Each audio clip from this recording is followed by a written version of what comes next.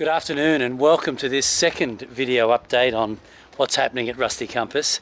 I'm in Sydney today, and before I start I should mention that obviously this stretches beyond tourism, but it has quite a big tourism consequence as well. I should express our great concern and for the people of central Vietnam who are suffering this terrible poisoning of fish that has occurred over recent weeks.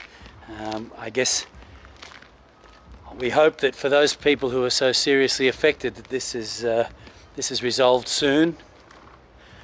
And I guess on a secondary note, we hope that this can draw greater attention to the importance of the environment overall in Vietnam.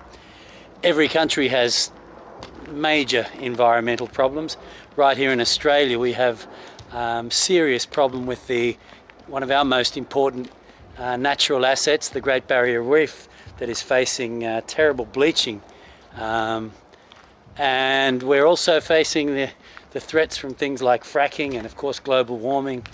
So it's a very difficult time for the environment, but Vietnam faces, I think, extra special environmental challenges, in part because the country is so densely populated, that is, having 90 million people on that rather small landmass. And then environmental awareness is also, it seems to be, very, very low in Vietnam as well. And we in the tourism industry have a role to play in dealing with that, because there is a very strong connection between tourism and the natural environment. So let's hope that this terrible tragedy that's occurring in central Vietnam can perhaps produce a positive, that being a greater focus on the environment in all aspects of tourism, not just in for example, issues like the factory waste or industrial waste, but in the use of plastic, in the general littering.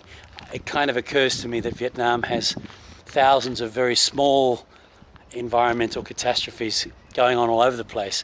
So maybe those of us who are engaged in the tourism industry, as well as travellers themselves, can think a little more about how we can contribute to a better environmental future for Vietnam.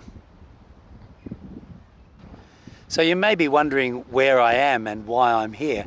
I'm at an old shipyard in the middle of Sydney Harbour called Cockatoo Island. And I've come here today because last week I wrote a blog piece about the destruction of Ba Son Shipyard in Ho Chi Minh City. And that, to me, it really is a terrible tragedy for the city. And that blog piece was one of the most read pieces I've written in the first few days after its publication. So it got quite a lot of attention, and it also there were quite a lot of comments on Facebook. And so I've come here today, and I've been accompanied by a seagull. I've come here today because this is an example of what can be done with old shipyards. Cockatoo Island is an art space, it's a camping ground, and it's very much a public facility. It's a place for the people of the city to come and enjoy, and it's a magnificent public facility as well. But as a public facility, it's enhanced by all the junk of the shipyard. This is one of the old dry docks right here beside me. There's cranes, and we'll take a look at the shipyard later. Now, I'm not suggesting that the way Sydney handles its heritage is necessarily the way Saigon should handle it. So a lot of historical buildings of value are connected with pain, and it's one of those very complicated issues of preservation, how you deal with the pain. But of course, in the case of Ba Son, it's also very tightly connected to Vietnamese history. Nguyen Anh, the founder of the Nguyen dynasty, was the man who founded the original shipyard at Ba Son, and Ton Duc Thang, who became the president of Vietnam after Ho Chi Minh, also was engaged in some very important labour disputes in the 1920s in Ba Son Shipyard. So Ba Son has a very textured history that is certainly not only about French colonialism, and in a way that makes the tragedy of its loss all the more distressing. Anyway, so that's I'm going to show you some images of Cockatoo Island.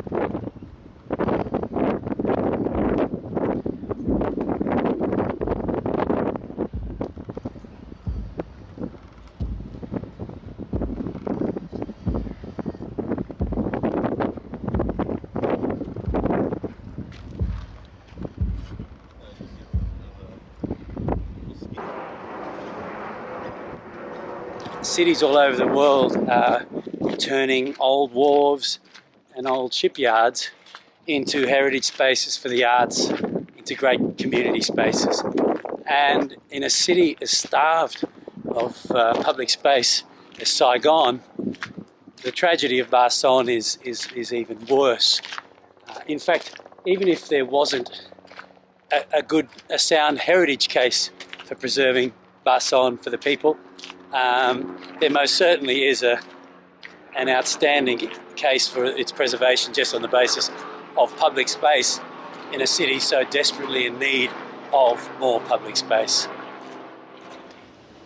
So that's enough about Ba Son. Let's talk about some other things. This week, or in the past week, I've also taken a look at some other parts of the Saigon riverfront, the Tonduk Tung Street area, which is right in the centre of the city.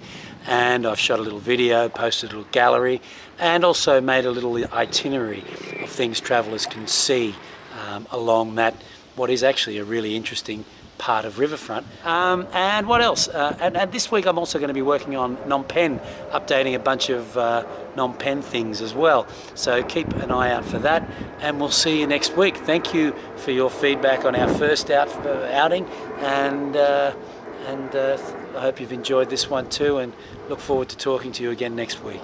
Thanks.